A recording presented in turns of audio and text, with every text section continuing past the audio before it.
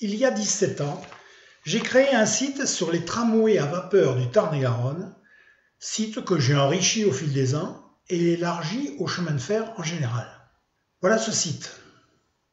Le menu principal et la page consacrée à toutes les gares du département, dont la gare de Castel-Sarrazin. Un jour, j'ai ajouté une carte postale ancienne qui m'a particulièrement intrigué. Que font ces autocars sur la place de la gare de Castel-Sarrazin, surtout quand on voit ce qu'il y a écrit sur les flancs, Lourdes, les Pyrénées? J'ai pensé à l'époque, c'était pour une excursion. J'ai cherché sur des sites de cartes postales anciennes dans le département des Hautes-Pyrénées, des autocars de même type, et j'en ai trouvé autant que je voulais. Et j'ai même trouvé le numéro 55, celui qui est devant la gare de Castel-Sarrazin. Un collectionneur avisé du Tarn-et-Garonne m'a fait passer récemment ces deux photos d'un convoi d'autocars à Gasseras, à l'entrée de Montauban. Convoi d'autocars identiques à ceux de Castel-Sarrazin, des Panhard et Levasseur, d'après un amateur éclairé de voitures anciennes. Je me suis alors posé la question, est-ce que ces photos ont été prises le même jour? Et j'ai remarqué ce grand homme en manteau de cuir et petit béret qui se tient devant les véhicules, et ce chauffeur avec le cache-col et sa casquette qui ont l'air vraiment identiques. Le propriétaire des photos m'a précisé qu'elles dataient de 1930. Dans la région, pas besoin de préciser, 1930, c'est la crue centenaire du Tarn des 3 et 4 mars. 14 morts à Reinès, 25 à Montauban, 120 à Moissac, sans oublier les villages de Villemade, Albefeuille-la-Garde, Barry-Lislemade, Les Barthes, Lisac. Des milliers de maisons furent détruites, les routes submergées, bloquées par les maisons effondrées, les débris et les cadavres d'animaux laissés par la crue.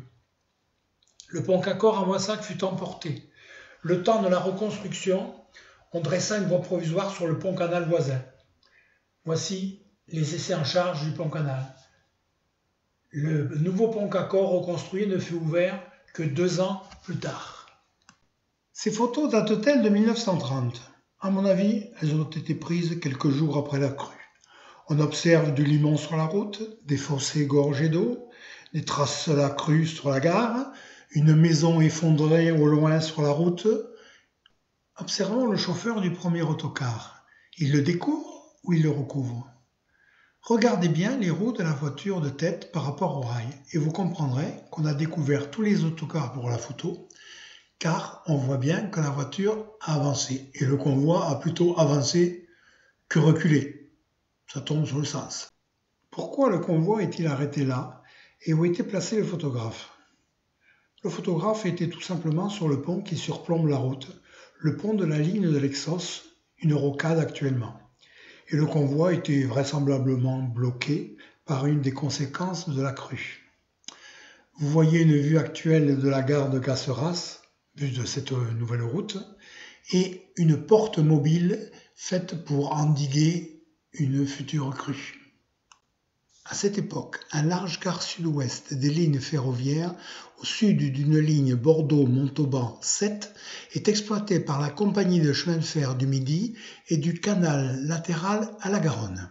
Comme la Compagnie du Midi avait des ressources hydroélectriques importantes dans les Pyrénées, elle a électrifié ces lignes très tôt, et pour augmenter le trafic, le directeur Jean-Raoul Paul a voulu promouvoir le tourisme de luxe, en construisant 2 magnifiques hôtels à Font-Romeu et à Superbannière, mais aussi en privilégiant le tourisme de masse sur les côtes et dans les Pyrénées, offrant des services d'autocar de tourisme complémentaires du train.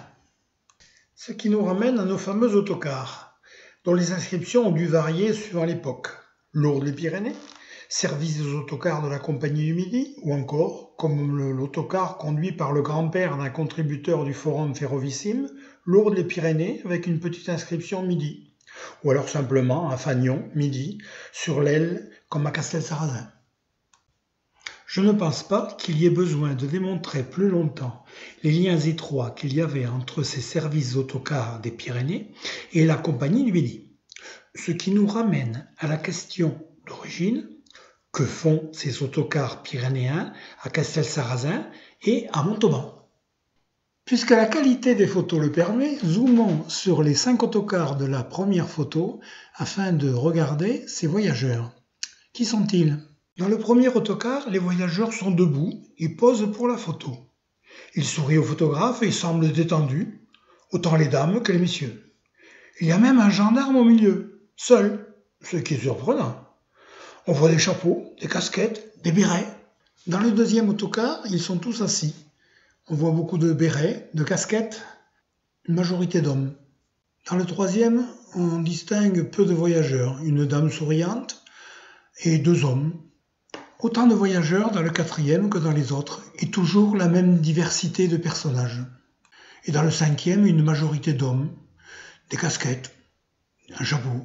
Nous allons nous intéresser de nouveau à ces hommes en manteau de cuir et béret. D'ailleurs, ils n'ont pas tous un manteau de cuir. Il y en a 3 qui ont un manteau de cuir et 2 une veste ou une canadienne. Mais à quoi servent-ils? Que font-ils dans ce convoi? 5? Un par autocar? À mon avis, ils voyagent dans la belle Panhard et le Vassor qui précède ce convoi de 5 autocars. Mais pourquoi faire? Il est temps de proposer maintenant une réponse à toutes ces questions.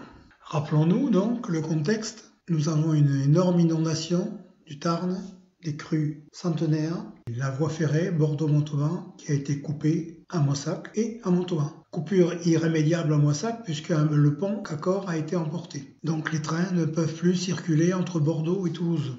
Et si ces voyageurs dans ces 5 autocars étaient des voyageurs qui avaient été bloqués dans un train entre Moissac et Montauban? Serait-ce la solution?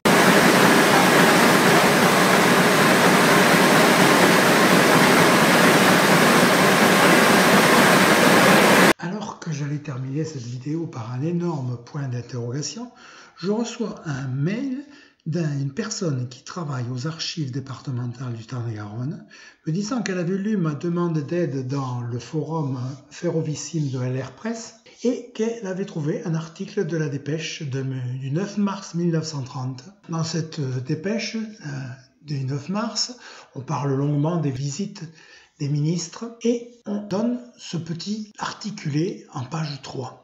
Ce petit article est en fait un communiqué de la Compagnie du Midi. Il indique comment vont se faire les transbordements entre Moissac et Montbartier, car la voie est coupée au pont Cacor à Moissac et dans le quartier Villebourbon de Montauban. Elle indique donc que le service sera rétabli à partir du 8 mars avec transfert par autocar. Quels autocars? Eh bien, ceux de la STAM, la Société des Transports Auxiliaires du Midi, une filiale de cette Compagnie du Midi, qui assure dans toute la région les transports par autocar. Lisons maintenant les 2 dernières lignes de ce petit article.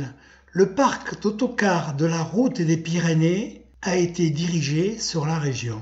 Et voilà l'explication. La Compagnie du Midi était réputée pour son souci de continuer le service coûte que coûte. Nous en aurons la preuve avec la remise en service très rapide en fin de compte du pont Cacor. Tout d'abord par le passage sur le pont Canal. Et ensuite ici par cet appel des autocars de la route des Pyrénées pour épauler les autocars de la STAM. Vraisemblablement donc ces 2 photos datent du 8 mars puisque le service est annoncé reprendre le 8 mars. Et ces grands gaillards en béret et manteau de cuir sont sûrement les accompagnateurs des autocars afin d'aider les chauffeurs à se reconnaître dans les routes du Tarn-et-Garonne qu'ils ne doivent pas connaître. Le 25 mai 1930, soit moins de 3 mois après cette terrible inondation, le pont provisoire sur le canal était réouvert à la circulation sur une voie unique et donc sûrement que les transferts par autocar devaient être supprimés.